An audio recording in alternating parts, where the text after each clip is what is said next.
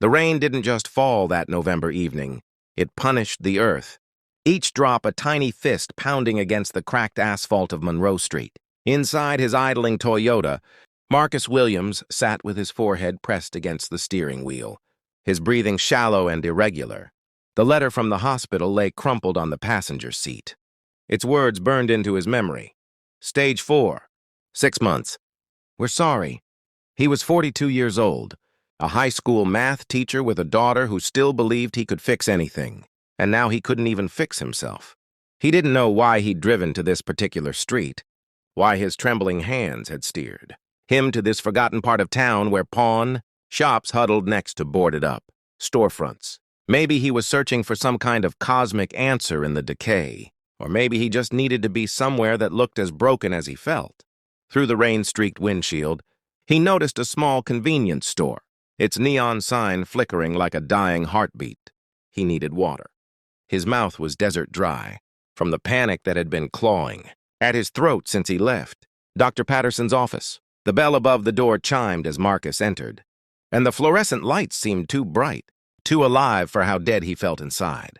Behind the counter stood a woman, small, maybe in her 60s, with silver-streaked hair pulled back in a practical ponytail. Her name tag read Rosa. She looked up from a worn paperback and smiled, one of those genuine smiles that seemed increasingly rare in the world. "Evening, honey," she said, her voice carrying the soft lilt of someone who'd grown up speaking Spanish before English. "Terrible night out there." Marcus nodded, not trusting his voice. He grabbed a bottle of water and approached the counter, fishing for his wallet. His hands were still shaking. Rosa's smile faded, replaced by concern. "You okay, sweetheart?" "Fine," Marcus managed, but his voice cracked on the single syllable. She didn't press, just rang up the water. $1.50.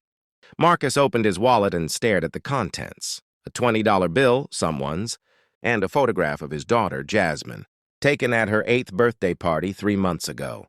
She was laughing, her gap-toothed smile wide and unguarded. Chocolate cake frosting on her nose. He would miss her 9th birthday. He would miss her 10th. He would miss all of them. The photograph slipped from his trembling fingers and fluttered to the counter. Rosa picked it up gently, studying it. "Beautiful girl," she said softly. "Your daughter?" "Yeah," the word came out strangled. "She's lucky to have you. I can tell. You've got kind eyes even when they're sad." Something about her words, so simple and unexpected, cracked something open inside him. Marcus's shoulders began to shake. And before he could stop himself, he was crying, really crying in front of this stranger in a run-down convenience store. Rosa came around the counter without hesitation. She was shorter than him by nearly a foot, but she pulled him into a hug with the fierce tenderness of a mother. And Marcus, who hadn't let himself cry in front of anyone, not even his ex-wife, collapsed into that embrace. "I'm dying," he heard himself say. "They told me today. I'm dying, and my little girl, she won't even remember me." Rosa held him tighter. She didn't offer empty platitudes or false hope. She just held him while he broke apart, while other customers came and went, while the rain continued its assault outside. When his sobs finally subsided into ragged breaths, she guided him to a plastic chair near the coffee station and pressed the water bottle into his hands. "Drink," she commanded gently. He obeyed, the cool water shocking his throat. Rosa pulled up another chair, her dark eyes fixed on his face. "How long?" she asked. 6 months, maybe less. She nodded slowly, absorbing this. "And your daughter? How old?" 8, almost 9. "What's her name?" "Jasmine." "Jasmine," Rosa repeated as if tasting the name. "That's beautiful." "You know what I think? I think 6 months is both nothing and everything. It's not enough time, it will never be enough time. But it's also 180 days, 180 chances to make sure. Jasmine knows exactly who her daddy is." Marcus wiped his eyes with his sleeve. "I don't know how to do that. How do you fit a lifetime of love into 6 months?" Rosa leaned back, studying him. "You already love her, that part's done. Now you show her who you are. You write her letters for every birthday you'll miss. You record videos. You make a recipe book of your favorite meals together. You teach her something new every single day, even if it's just how you take. Your coffee, or why you love teaching, or what makes you laugh?" She paused. "You make her a treasure map of you so she can find you whenever she needs you." Something sparked in Marcus's chest. Not hope exactly, but purpose. A direction for all the love that had nowhere to go. "I'm a teacher," he said slowly. "I could teach her. Really teach her. Not just math, but everything. Life stuff." Rosa smiled. "There you go." They talked for 2 hours. The store was quiet, with only occasional customers interrupting their conversation. Rosa told him about her own losses: a husband to a heart attack 15 years ago, a son to a drunk driver a decade before that. She told him about the dark period after, when she wasn't sure she could survive her grief. And she told him about the moment she decided that her losses didn't have to be meaningless, that she could honor the people she'd lost by being present for the people who remained.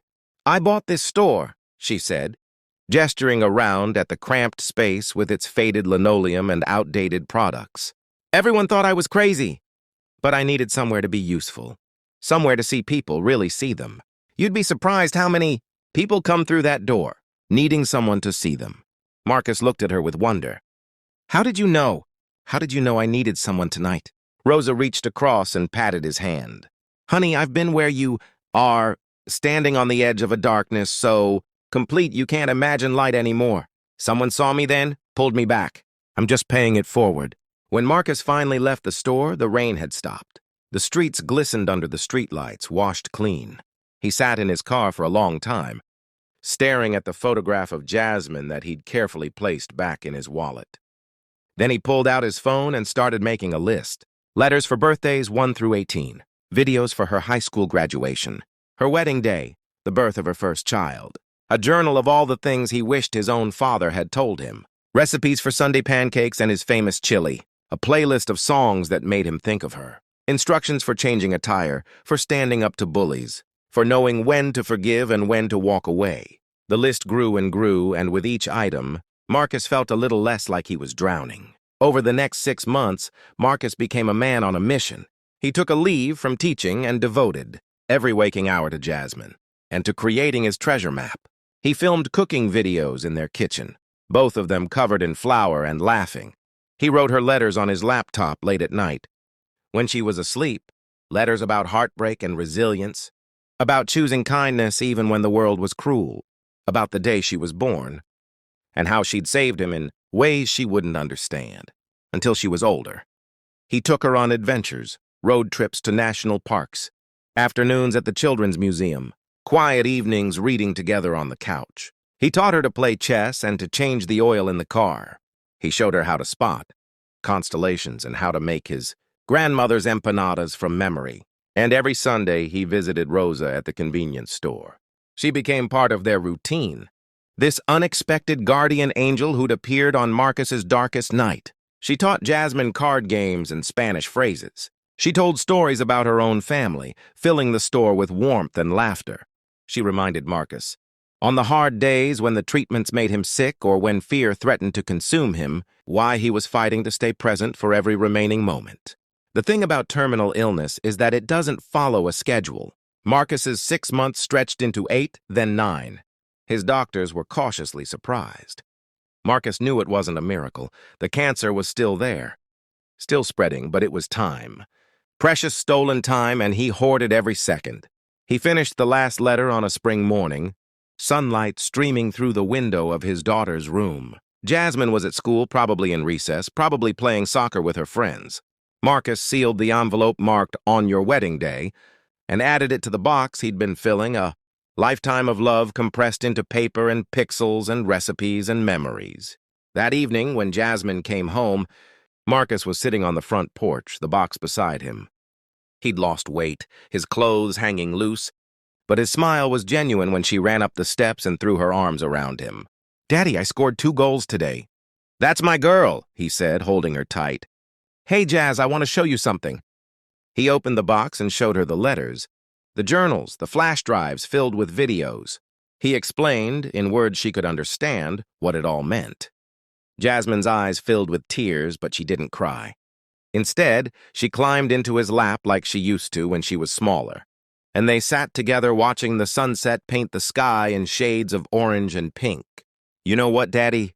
she said softly. "You're not going anywhere. You'll be right here." She patted the box, then her heart. "Always." Marcus died 3 weeks later, on a quiet Tuesday morning, with Jasmine holding one hand and his ex-wife holding the other. But he didn't leave empty-handed. He left carrying the certainty that he'd done it, that he'd created something that death couldn't touch. At the funeral, Rosa sat in the back row, crying quietly into a tissue.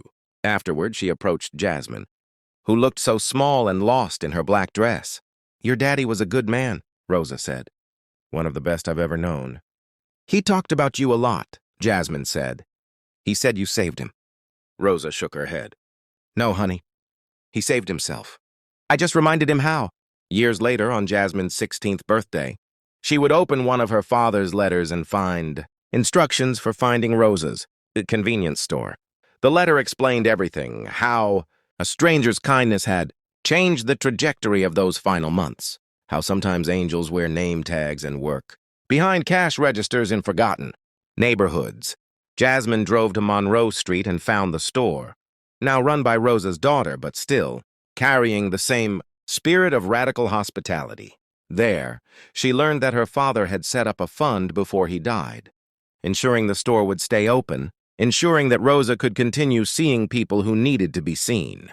And she understood finally what her father had been trying to teach her all along, that the measure of a life isn't in its length, but in its impact. That kindness, freely given to strangers, creates ripples that outlast death. That love, when expressed fearlessly and completely, becomes immortal. That sometimes, on the worst night of your life, you meet someone who reminds you that humanity, in all its messy, beautiful complexity, is still worth believing in. That we save each other again and again in ways both small and profound. And that every interaction is an opportunity to see someone, to be seen, to change everything.